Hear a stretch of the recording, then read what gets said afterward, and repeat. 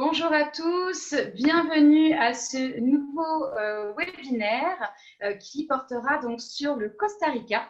Nous avons la chance d'accueillir avec nous deux intervenantes, donc Renée Wilson qui est la représentante du Costa Rica sur le marché du Québec, et Aileen James qui est en direct du Costa Rica, qui est responsable du marketing à l'Office de tourisme. Voilà, donc restez avec nous. C'est un webinaire qui va durer à peu près 30 minutes. Donc, je vous invite à rester avec nous jusqu'à la fin. On vous donnera les éléments nécessaires pour pouvoir vous inscrire à un cours en ligne et ainsi remporter un prix. Donc, restez avec nous jusqu'à la fin. Si vous avez des questions, n'hésitez pas à nous les poser dans la box, dans le chat qui est en bas de votre écran. C'est une boîte à questions. Donc, nous poserons les questions à la fin du webinaire. Et je vous invite vraiment à rester jusqu'à la fin parce que ces questions, je pense, seront très intéressantes. On va laisser quelques secondes. Je sais que les gens arrivent sur le webinaire, donc préparez vos questions. Voilà, j'espère. Allez, que ça monte. Si vous avez des collègues qui sont intéressés suivre ce webinaire, n'hésitez pas à leur envoyer un petit message dès maintenant pour qu'ils puissent nous rejoindre. Si vous avez des problèmes techniques, que vous ne nous entendez pas bien ou qu'il y a un souci, vous pouvez aussi utiliser la boîte chat, donc de discussion en bas de votre écran pour nous en faire part. Ça nous fera plaisir de vous aider. Alors, je vous propose de commencer dès maintenant. Le Costa Rica est une magnifique destination. Et pour commencer à vous en parler, donc, je cède la parole à Aileen James, qui est donc la représentante marketing à l'Office de tourisme, donc qui est basée à Saint-Rosé en ce moment. Hello, Aileen. Alors, on va commencer hi everybody.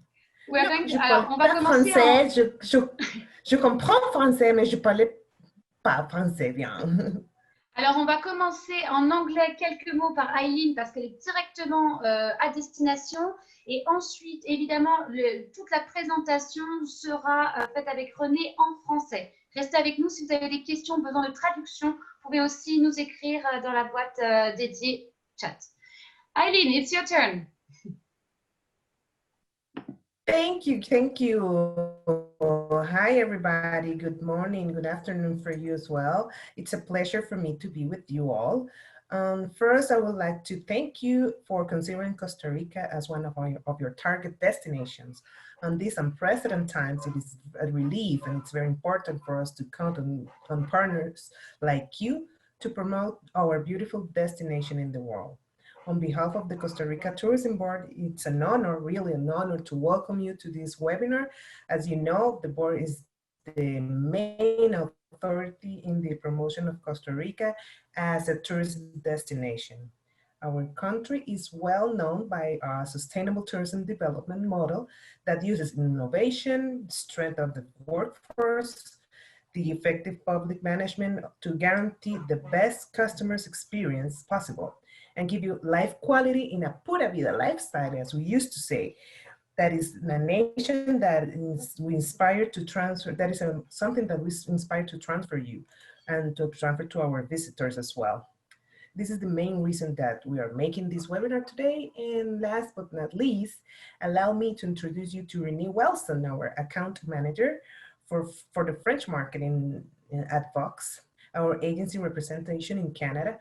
And let me tell you that we decided to hire a trade specialist agency in the Canadian market last year because we saw that we really need to have a closer communication with you all and the trade industry and the travel agents in order to promote our destination in a better way.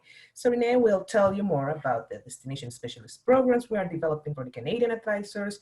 And if you are interested in getting more information and be certified, please get in contact with her after this webinar so we can send you an invitation to participate. So without... Alors, je vais partager mon écran à l'instant. Thank you, Renée. Ouais, sure. Et voilà. Vive la technologie! Est-ce que tout fonctionne bien? Oui, tout fonctionne bien. Est-ce que vous nous voyez bien, les participants? N'hésitez pas à nous écrire dans la boîte chat box en bas de votre écran ou aussi à mettre vos questions, évidemment, dans la boîte dédiée. Merci à tous de nous suivre. Apparemment, tout le monde nous entend bien. À toi, René. Fantastique, merci. Alors, bienvenue à tous et à toutes. Comme Eileen expliquait, en fait, l'Office de tourisme du Costa Rica est responsable du marketing, de la promotion et des relations publiques. Vox International, qui est situé à Toronto, s'occupe de la représentation du Costa Rica auprès de l'industrie, auprès des médias. S'occupe de participer au salon, s'occupe de la formation des gens de l'industrie du voyage et aussi s'occupe d'organiser des voyages de familiarisation et aussi des voyages de presse pour les médias. Donc, je vais à la prochaine diapo. Alors, on parle de COVID, évidemment. Ben, les Canadiens peuvent voyager au Costa Rica depuis le 1er août, donc tout récemment. Les mesures pour entrer au pays depuis la COVID, les gens ont besoin de passer un test de COVID, c'est-à-dire doivent avoir un test de COVID négatif qui a été fait moins de 48 heures avant le voyage. Ça prend aussi une assurance voyage qui couvre la COVID. C'est obligatoire. Et puis, vous avez besoin d'une assurance médicale qui doit couvrir au moins 50 000 $ américains. Cette assurance doit comprendre aussi une couverture minimale de 2 000 $ américains pour les frais d'hébergement prolongés si nécessaire. Les gens doivent remplir un formulaire épidémiologique en ligne sur salud, qui veut dire santé.go.cr. Le port du couvre-visage dans les espaces publics et dans les transports en commun est obligatoire au Costa Rica. Les hôtels et tout type d'hébergement sont ouverts à un maximum de 50 % de leur capacité. C'est la même chose pour les restaurants, les cafés, les comptoirs, les gymnases, les piscines. Les musées et galeries d'art aussi sont ouverts à 50 % de leur capacité. Et dans ce cas-ci, ben, les gens doivent acheter quand même les billets à l'avance. Maintenant, il y a aussi les parcs nationaux. Les parcs nationaux qui sont ouverts le sont aussi à 50 % de leur capacité. Et puis à la plage, bien, il faut respecter la distanciation sociale et puis certains horaires sont restreints. Donc, voilà. Je vais vous parler du Costa Rica, en fait, en général. Pour ceux qui ne sont jamais allés au Costa Rica, on surnomme les habitants du Costa Rica les Ticos.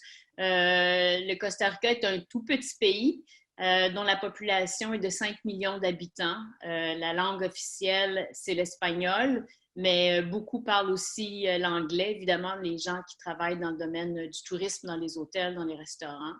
C'est un pays qui est politiquement stable, donc tranquille. Il n'y a pas de forces armées depuis 1948. Donc, une bonne partie du budget est investie en santé et en éducation, ce qui est une très bonne chose. Ils ont le meilleur système d'éducation de toute l'Amérique centrale. Maintenant, il y a aussi l'agriculture qui est assez diversifiée, que ce soit le café, les bananes, l'élevage de bétail, il y a des fermes laitières, entre autres. La devise qu'on utilise au Costa Rica, c'est le colon, mais le dollar américain est accepté presque partout. Le climat est tropical, donc c'est une destination qu'on peut visiter facilement toute l'année. Au Costa Rica, on prend au sérieux le développement durable. Eileen en parlait tout à l'heure. 90 % de l'énergie du pays provient de sources renouvelables. Le pays se classe parmi les pays les plus respectueux de l'environnement au monde. D'ailleurs, il existe un programme de certification pour le tourisme durable. Ça s'appelle Certification for Sustainable Tourism. C'était créé pour fournir des lignes directives pour les établissements hôteliers, les restaurants, les fournisseurs de services de l'industrie touristique, pour qu'ils puissent développer un modèle d'affaires en respectant les meilleures pratiques de durabilité. Puis d'ailleurs, au Costa Rica, il y a plus de 300 fournisseurs de services touristiques qui ont atteint les différents niveaux de cette certification-là. Pour entrer au pays, bien, pour les Canadiens, ça prend un passeport valide et on peut y rester jusqu'à 90 jours.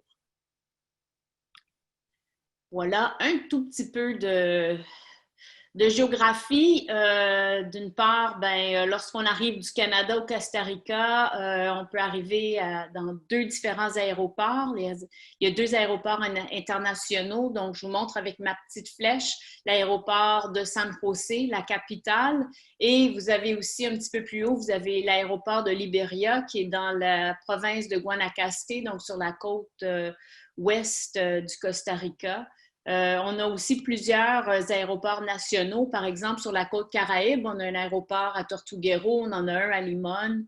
On a aussi, du côté ouest, on a un aéroport à Tamarindo. Je ne vais pas tous vous les nommer, mais c'est juste pour vous les indiquer, les principales destinations. Vous avez un aéroport national aussi à Quepos, donc on peut facilement se déplacer.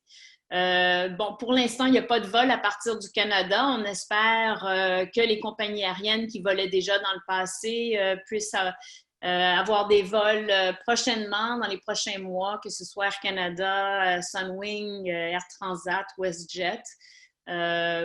Pour les gens qui veulent d'autres choix de vol aussi, il y a des vols à partir des États-Unis, que ce soit avec Delta, United, American Airlines. Et puis, il y a aussi des vols qui passent par le Mexique ou qui passent par le Panama, donc Aeromexico via Mexico City ou Copa Airlines via Panama City. Donc, on a hâte que ces vols recommencent parce que le Costa Rica est prêt à recevoir les Canadiens présentement. Donc, il y a aussi des lignes aériennes locales. Pour les déplacements dans le pays, on peut louer des véhicules, différents types de véhicules. On peut aussi louer le service de chauffeur guide. Et il y a plusieurs compagnies à travers tout le Costa Rica qui offrent aussi des circuits en autocar. Donc, si on veut voyager tranquillement, sans souci. Donc, le Costa Rica est divisé en 7 différentes régions. Si on commence avec la région nord du Pacifique, on est dans la province du Guanacaste, donc où est le fameux aéroport de Liberia, l'aéroport international. C'est aussi là qu'on retrouve le secteur Tamarindo, avec ses magnifiques plages et plusieurs hôtels en tout compris. C'est aussi sur cette côte qu'on retrouve le parc national Las Baulas, qui est un parc reconnu pour son aire de nidification des tortues marines. Maintenant, si on va dans les plaines du Nord, c'est là que se situe le fameux volcan Arenal avec sa forme conique parfaite. Ses eaux thermales, il y a même un lac, le lac Arenal, où on peut pratiquer différents sports nautiques. Maintenant, vous avez la région de Punta Arenas, c'est les îles du Golfe. C'est dans la région de Punta Arenas que se situe la réserve biologique et la forêt nuageuse de Monteverde. La forêt nuageuse, c'est un des écosystèmes assez particuliers qu'on y retrouve. Monteverde, c'est une réserve naturelle des plus spectaculaires qu'on retrouve au Costa Rica. C'est aussi l'habitat du fameux quetzal, cet oiseau mythique qu'on peut retrouver justement dans la forêt nuageuse. Dans ce secteur-là, on retrouve plein de sentiers de randonnée avec des ponts suspendus où l'on peut observer la nature au-dessus de la canopée. Donc, c'est vraiment assez spectaculaire. Maintenant, on arrive souvent par la capitale San José. À ce moment-là, on se retrouve dans la vallée centrale. Dans la vallée centrale, c'est aussi là qu'on retrouve les 2 volcans les plus populaires, le volcan Poás et le volcan Irazu, qui sont tous les 2 des parcs nationaux qu'on peut aller visiter. Maintenant, dans la région des Caraïbes, il y a le parc national Tortuguero pour les gens qui aiment l'écotourisme. C'est un autre endroit aussi où on peut voir des tortues de mer lorsqu'elles viennent pondre leurs œufs. Dans la région Caraïbe aussi, on retrouve le village de Cahuita, qui est un village de pêcheurs, qui est connu pour son parc national et aussi ses récifs de corail qui sont protégés. Donc, pour les gens qui aiment faire de la plongée sous-marine ou de l'apnée, c'est une bonne région. Maintenant, la région centrale du Pacifique, c'est là qu'on retrouve Jaco Beach, la fameuse plage de Jaco, ses hôtels. On est situé à 1h30 de la côte. On est à 1h30, c'est-à-dire de San José, la capitale. Et aussi, dans cette même région, on retrouve la ville de Quepos, qui est la ville la plus proche du fameux parc Manuel Antonio qui se trouve justement en bordure du Pacifique. Et puis la dernière région, qui est la région sud du Pacifique, où on retrouve d'ailleurs le parc national Corcovado. C'est un des parcs nationaux les plus sauvages au Costa Rica. Il est un petit peu moins accessible, donc il est moins fréquenté, mais c'est ce qui rend son côté beaucoup plus sauvage et ça rend aussi l'endroit intéressant à visiter. Alors, c'est ça un petit peu l'aperçu géographique. On parlait au tout début, puis la raison de ce webinaire, c'est pour vous parler des 5 principales raisons de visiter le Costa Rica. Alors, comme première raison, le Costa Rica, c'est vraiment la destination par excellence pour les visiteurs qui sont en quête de bien-être, en fait. Il y a une expression qui est beaucoup utilisée au Costa Rica, qui est « pura vida », la vie à l'état pur. En fait, les Costariciens disent souvent ça pour saluer les gens, pour dire bonjour, pour dire au revoir, mais c'est vraiment un mode de vie. C'est un état d'esprit, une façon décontractée de poser un regard sur la vie, donc de ne pas stresser pour des futilités, en fait. Et Pura Vida, c'est prendre le temps d'observer les richesses de la nature qu'on retrouve partout au Costa Rica. C'est prendre le temps de discuter avec son voisin, de savourer tranquillement un café du Costa Rica en regardant autour de soi tout ce que la nature nous apporte et pour nous enrichir, en fait. Le Costa Rica aussi offre un répit, c'est une façon de se déconnecter du monde extérieur. Et d'ailleurs, il y a plusieurs sites et centres de yoga et de méditation. Il y a des spas de renommée mondiale. Il y a plusieurs sources thermales dans tout le pays grâce à sa topographie, évidemment. Il y a plusieurs volcans. Et puis, plus particulièrement près du volcan Arenal, c'est là qu'on retrouve plusieurs sources thermales, dont les célèbres sources thermales de Tabacón. C'est vraiment un site paradisiaque. Et puis, le Costa Rica, c'est un endroit où on retrouve beaucoup d'aliments sains, beaucoup d'aliments biologiques, donc pouvoir avoir un corps sain, des aliments sains et un corps sain quand on voyage au Costa Rica.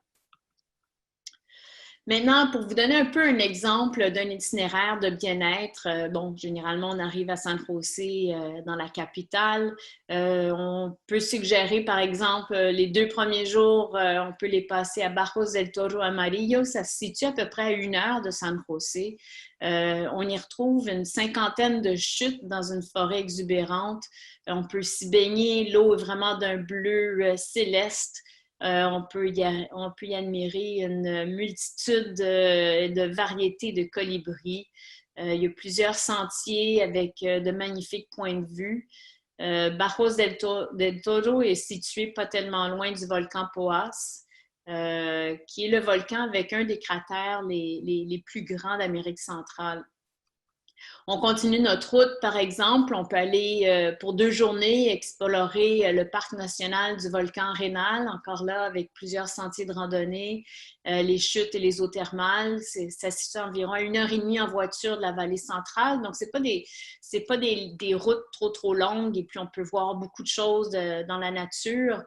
Si on aime pratiquer différents sports, que ce soit la tyrolienne, qui était très popularisé au Costa Rica. D'ailleurs, je pense que c'est surtout au Costa Rica que ça a commencé.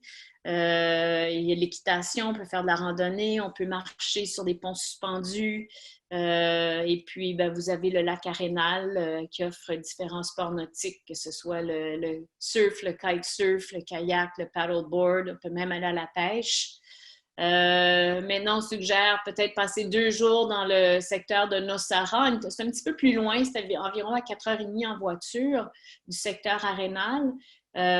C'est situé dans la péninsule de Nicoya, mais c'est vraiment la destination par excellence pour le surf. On peut y prendre des cours sur place. Et c'est aussi une destination pour le yoga. Il y a plusieurs centres et écoles de yoga dans ce secteur-là. Il y a des spas. Et puis, pour les gens qui veulent faire de l'écotourisme, il y a le parc national Ostional, qui est un magnifique parc national que vous pouvez visiter, où on retrouve aussi une aire de nidification de 3 importantes variétés de tortues. Et puis, ben, les gens peuvent revenir facilement par Liberia. Il y a des vols sur Liberia, puisque c'est un aéroport international. Donc, le Costa Rica est aussi l'endroit idéal pour le tourisme d'aventure. Je vous ai mentionné des sports nautiques tout à l'heure au lac Arenal, mais on peut en pratiquer un peu partout, comme je vous parlais de surf, de kayak, de planche à voile, de planche à pagaie. On peut aussi faire de la plongée sous-marine, de l'apnée. On peut faire du rafting parce qu'il y a plusieurs rivières. On peut faire ce qu'on appelle du tubing, de la glissade sur chambre à air. Aussi, il y a plusieurs endroits où on peut faire de l'escalade et de la descente en rappel. On peut faire du canyoning dans des chutes. On peut même faire du saut en bungee si vous avez le goût. Et de la tyrolienne aussi, du vélo, de la randonnée. Et aussi et surtout, explorer la forêt tropicale et les différents écosystèmes. Il y a plusieurs écosystèmes au Costa Rica. Il y a des sentiers partout et les guides sont très, très expérimentés. Ils connaissent très bien la faune et la flore, donc c'est vraiment un paradis pour explorer la nature.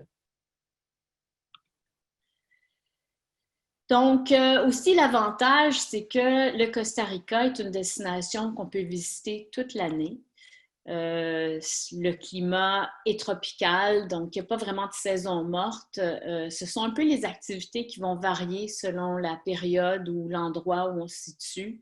Pour vous donner un peu une idée, la température diffère un peu selon les régions. Si on est du côté de la région Pacifique, au cours de l'année, ben, la température peut varier entre 27 et 37 degrés Celsius.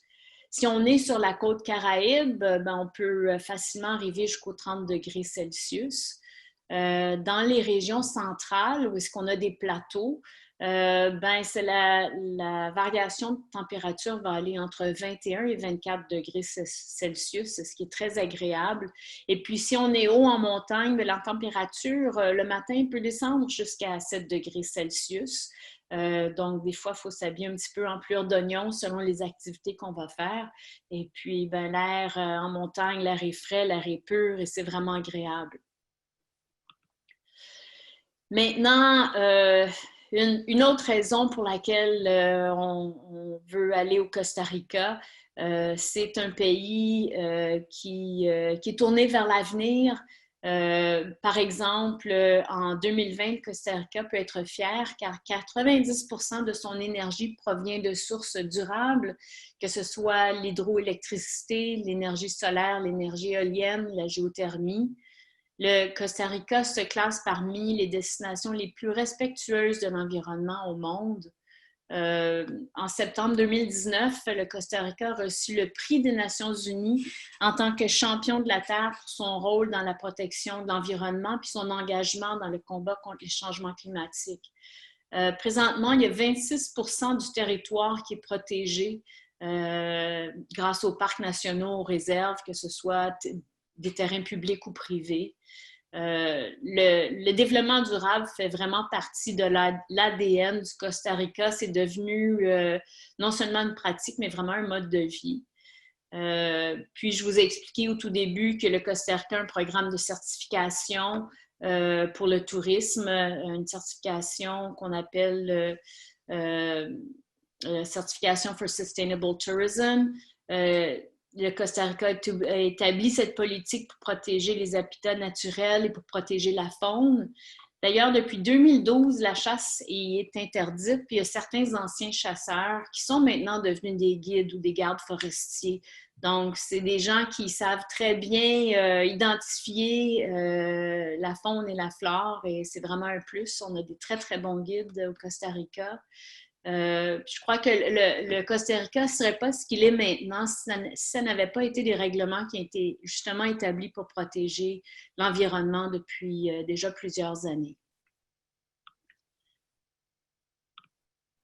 Maintenant, le Costa Rica est un pays qui est très divers. Donc, le Costa Rica, en tant que biodiversité, le pays en tant que tel représente 0,03% de la surface de la planète. Donc, c'est un très petit pays, mais on y retrouve presque 6% de la biodiversité mondiale. On y retrouve une douzaine d'écosystèmes différents qui va de la forêt tropicale sèche à la forêt tropicale, la forêt nuageuse qu'on retrouve en altitude, mais plus près de la mer, de l'océan, on retrouve la mangrove. On trouve de vastes plages avec des récifs de corail. Donc, ça fait plein d'environnements, plein d'écosystèmes.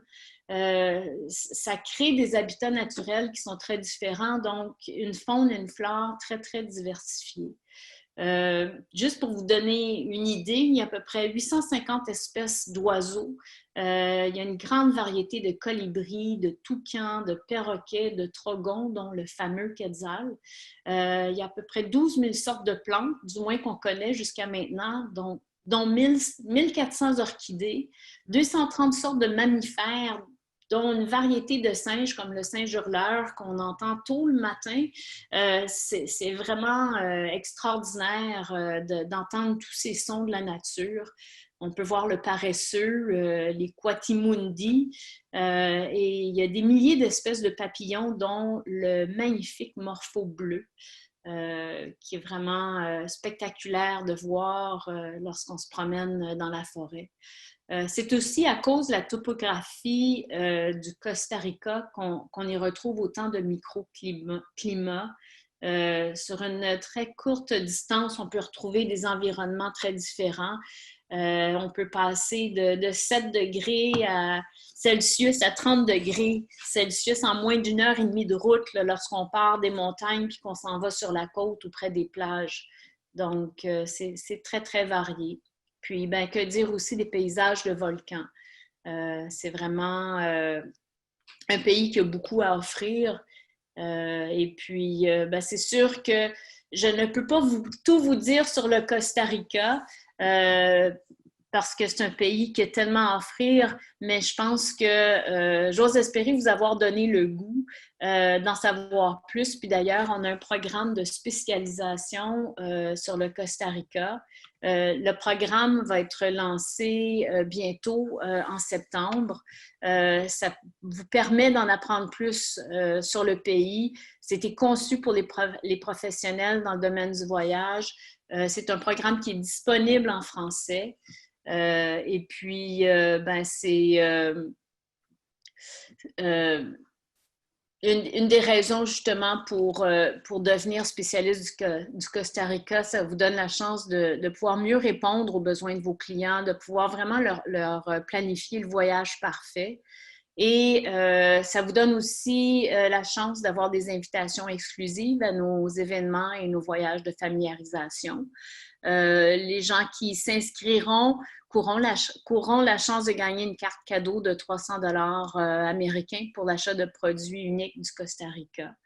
Et puis, ben, c'est ça. Très bientôt, vous pourrez commencer ce programme. Et puis, si vous avez plus de questions, bien, vous pouvez toujours communiquer avec nous. Vous avez nos coordonnées présentement avec le numéro de téléphone et le site web. Le site visitcostarica.com est disponible dans différentes langues, dont en français, donc c'est important. Les clients aussi peuvent aller fouiner sur le site pour aller chercher plus d'informations. Ça vous donne accès à des cartes avec à des exemples d'itinéraires, l'hébergement, les différentes activités. Et comme je vous dis, tout ça est disponible en français.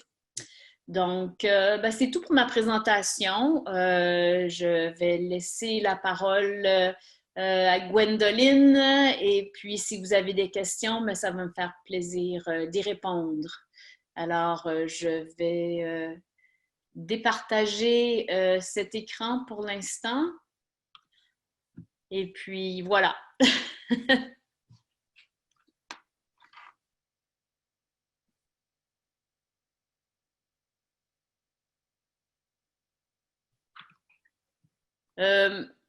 Pour une raison donnée, je ne t'entends pas, Gwendoline. Est-ce que tu m'entends? Ah, maintenant, oui, fantastique. Parfait. Alors, bon, les petits problèmes techniques. Alors, si vous avez des questions, posez-les maintenant dans le chat. N'hésitez pas, on va les poser. Il y a une question, René, par rapport au programme de formation, de spécialisation. Les gens demandent s'ils vont recevoir l'information.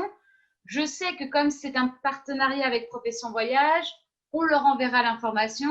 Est-ce que tu me confirmes ça? Oui, tout à fait. Donc, tous les participants de ce webinaire recevront un courriel avec les détails pour s'inscrire à la formation quand elle sera disponible. Mais vous pouvez aussi aller sur travelweeklearningcenter.com et vous verrez la formation. Mais ne vous inquiétez pas, on vous enverra tout ça. Une autre question, alors plus technique, je vais répondre du coup, est-ce que le webinaire est enregistré? Oui, le webinaire est enregistré et on vous enverra l'enregistrement. Voilà. Et maintenant, une vraie question pour toi, René. Alors, j'avais des questions sur la saison des pluies.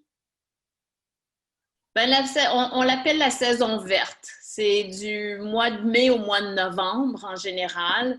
Mais c'est une saison qui fait qu'il y a plus d'eau dans les rivières, il y a plus d'eau pour les gens qui veulent faire du rafting, les chutes sont plus spectaculaires et puis évidemment il ne pleut pas toute la journée puis il ne pleut pas partout.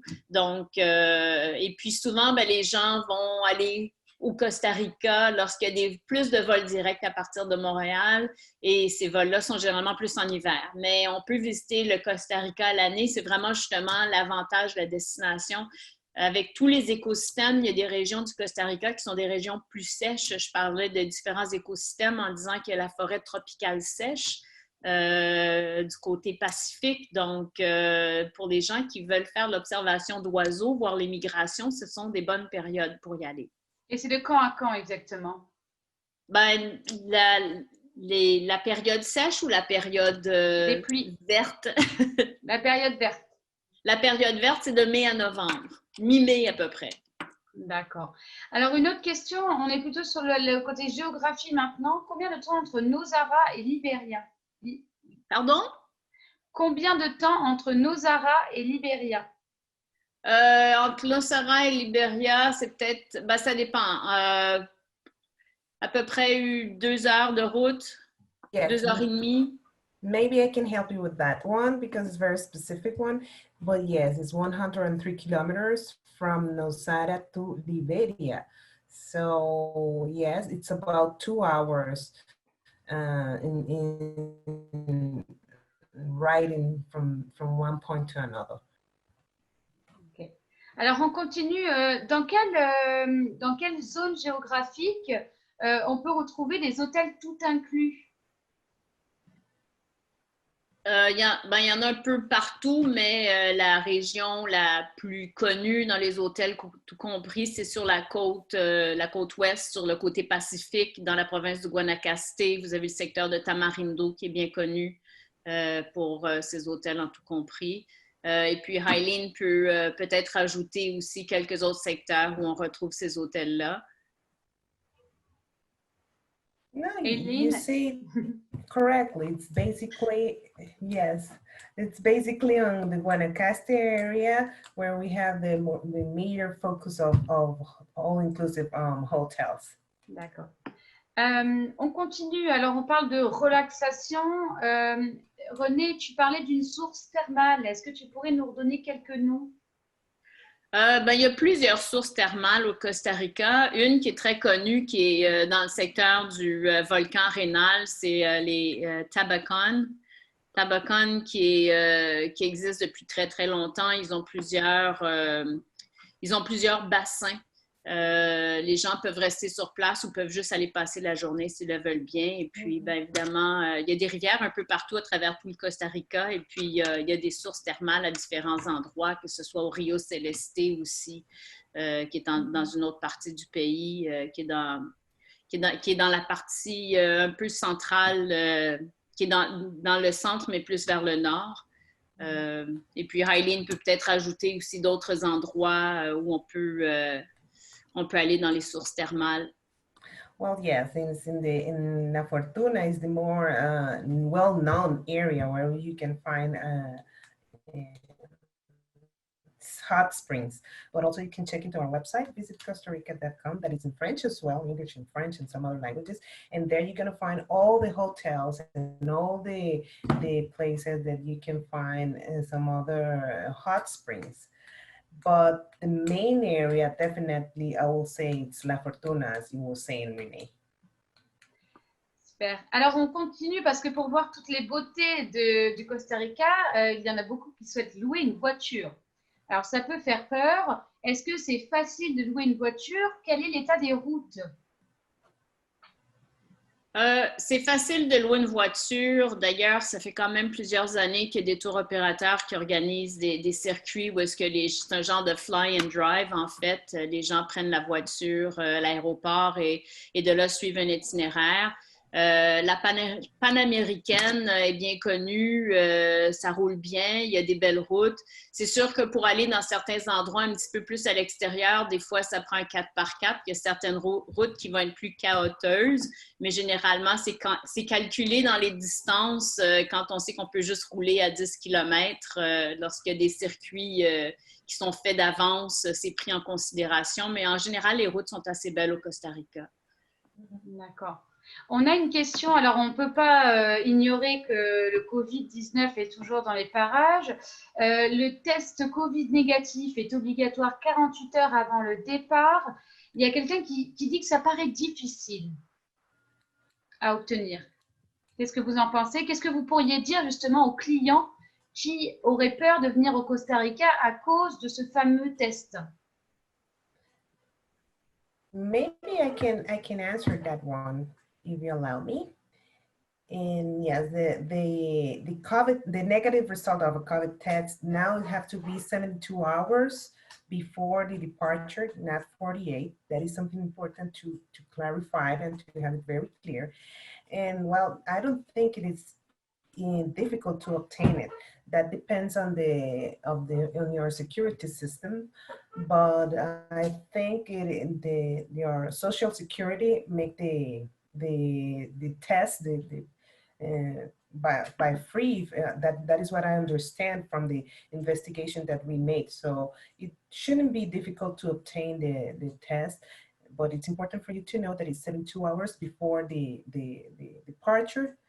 72 hours before departure, and basically that you have also to fulfill a health pass that is online with our Ministry of Health website.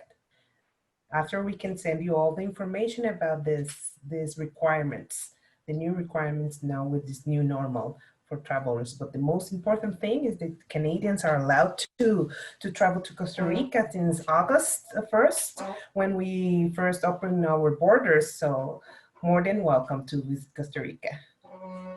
René, est-ce que tu voudrais, merci Aileen, René, est-ce que tu voudrais faire un petit résumé en français pour les agents de ce que vient de dire Aileen? Oui, ben en fait, c'est plutôt 72 heures à l'avance pour avoir le test COVID. Donc, à ce moment-là, ça donne un petit peu plus de temps aux gens. Et puis, je pense qu'il y a sûrement moyen d'avoir un test COVID en ayant un peu plus de temps comme ça pour avoir justement les preuves qu'on peut aller au Costa Rica parce qu'on teste négatif à la COVID. Et puis, il faut aussi remplir en ligne un formulaire dont Aileen parlait, dont je parlais plus tôt dans la présentation. Alors, c'est vrai que ça peut être une contrainte, mais je pense qu'il faut le voir comme justement un côté rassurant pour les clients aussi, de se dire que le Costa Rica a vraiment on va dire une politique, une stratégie de sécurité qui, évidemment, met peut-être quelques petites complications pour le voyageur au début, parce qu'il faut faire le test, mais finalement, il sera plus serein pendant son voyage.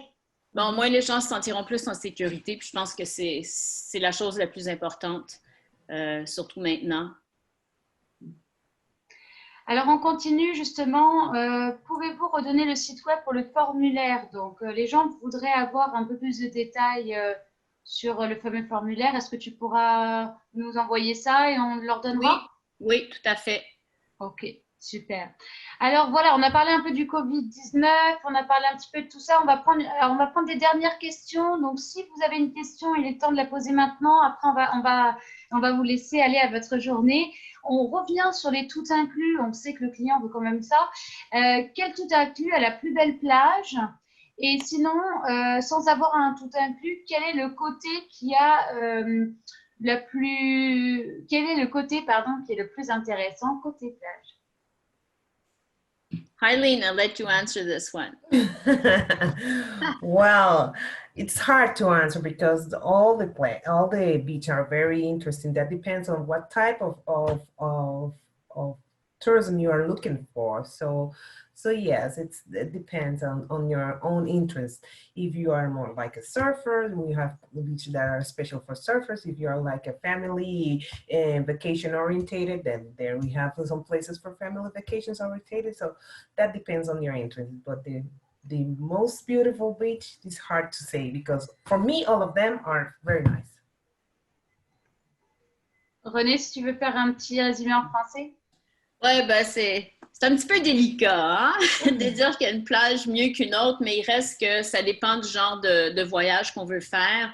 Les gens, ça dépend des intérêts. Si on fait un voyage en famille ou si on fait un voyage pour le sport, si on est un surfeur puis on veut aller faire du surf, ben, ça va être sur la côte ouest. Si on veut plage plus côté Caraïbes, ben, le paysage va être différent à ce moment-là. Donc, c'est vraiment une question d'intérêt.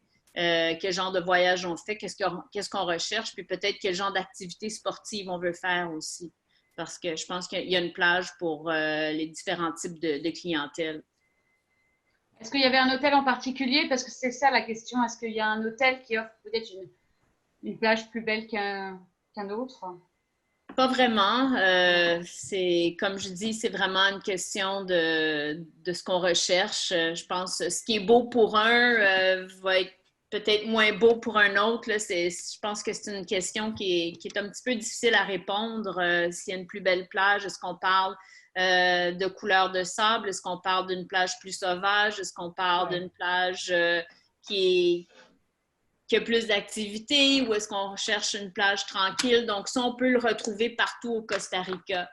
Mais c'est très personnel de dire s'il y a une plus belle plage ou un hôtel qui est mieux situé par rapport à la plage qu'un autre hôtel. Alors, on va continuer, on va changer de sujet.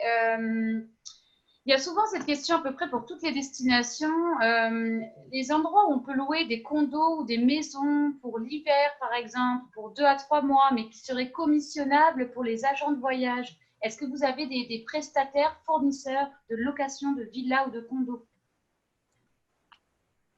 Aileen, that's for you. Let me see if I understand very well the question. They're looking for condominiums and things like those, and sorry? Yeah, for rental.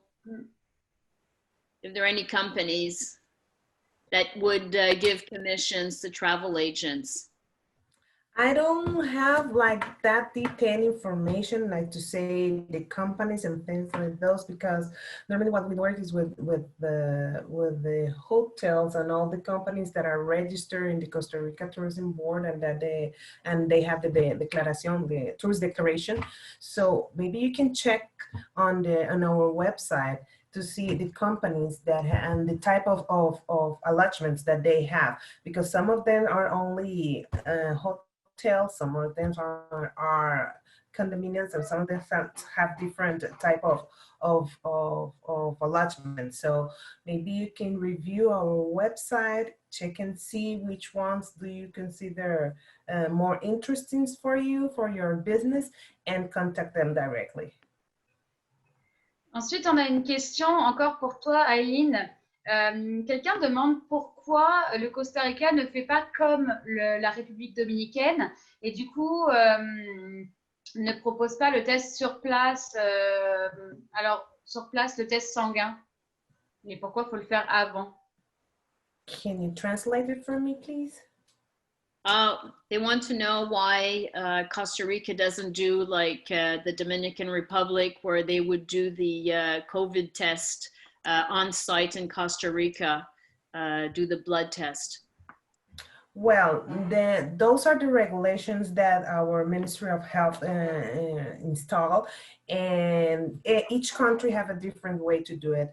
We want to prevent situations in our airports, and we want to make sure that people that are COVID negative and that they are traveling, they can be sure that at the moment that they arrive to the country, they're going to be saved. So it's better to make the test before they travel, so they can. It's easier for us to determine who will be allowed to get into the country and who will not. So that's a regulation that our Ministry of Health decide, and it's going to be that way. And of course, all other countries can make it different, and it's perfectly understanding and respectful. But yes, that's the way that in our government decide to do it before travelers depart to the country. Est-ce qu'il y a quand même des mesures à l'arrivée? Quand on arrive à l'aéroport, est-ce qu'il y a quand même prise de température? Comment ça se passe l'arrivée? Yes, there is a lot of different protocols in the airport at the moment that you arrive at the airport that you have to follow. So yes, you have to check. They're gonna be checking the temperature, and you have to make the distance when you are making the line. There are a lot of new procedures that are online. You don't have to do it personally as well, and you have to wear your mask as well, face protection as well. And there are more places where you can be washing your hands and sanitize. So yes, there is a lot of protocols that you have to follow at the moment that you arrive at the airport. And also you can check all of them in our website, and not only for the airport, but also for hotels, tours, restaurants, and transportation, internal transfer. So there are about like 16 different protocols that are already online, and that all the tourist and enterprises are putting in place just to secure the security of all our tourists. René, est-ce que tu peux faire un petit résumé? Oui, ben, je vais faire un petit résumé. En fait, oui, il y a des protocoles déjà établis lorsque les gens arrivent à l'aéroport, que ce soit au niveau de la prise de température, que ce soit de l'information qui est déjà sur place par rapport à la distanciation sociale. Il y a plusieurs endroits où les gens peuvent se laver les mains, plusieurs postes pour se laver les mains, et puis c'est bien indiqué que les gens doivent porter le masque à l'aéroport. Au tout début de ma présentation, une des diapos avait vraiment la liste de plusieurs une partie du protocole qui est en place au Costa Rica, mais en allant directement sur le site visitcostarica.com, c'est la première chose qui apparaît, c'est COVID, puis on a juste à cliquer dessus, puis on peut avoir accès aussi en français à la liste de tout le protocole. Donc, ça peut déjà donner un coup de main autant aux clients qu'aux agents de voyage. Super. Bon, bah écoutez, je pense qu'on a fait le tour de tout ça. Je vous remercie d'avoir été avec nous. Est-ce que vous auriez un dernier petit mot pour les agents qui nous ont suivis et qui étaient très nombreux aujourd'hui? Ben, un gros merci. C'est vraiment fantastique de voir que les gens gardent cet intérêt puis veulent continuer à s'informer. C'est une période un peu particulière, mais justement, le fait d'encore toujours montrer de l'intérêt, qu'on est toujours dedans puis qu'on veut continuer, comme on dit, ça va bien aller. Il faut juste être patient. Et puis, merci à tous d'avoir été là aujourd'hui. Merci à toi, René. Eileen, a word for travel agents. No, just saying thanks for being part of this webinar, and remember that you and all your clients are welcome in Costa Rica anytime. If you have any other doubt, you can get in contact with Renee and all the teams that we have there in Canada. That's the idea, to have a representation there so we can get closer communication with all the travel advisors. And don't forget to participate in the Destination Specialist Program. There you're going to find a lot of information that I'm sure that it's going to be very, very useful. Merci, merci à tous. Donc, on vous donnera les informations concernant le programme pour être spécialiste, parce que de toute façon, le Costa Rica, c'est tellement une destination demandée qu'en gros, vous n'avez presque pas le choix, on dirait. Alors, merci à tous. On vous souhaite une très bonne journée. Le webinaire sera disponible demain aussi sur Profession Voyage. À bientôt. Merci, au revoir. Merci, au revoir. Au revoir.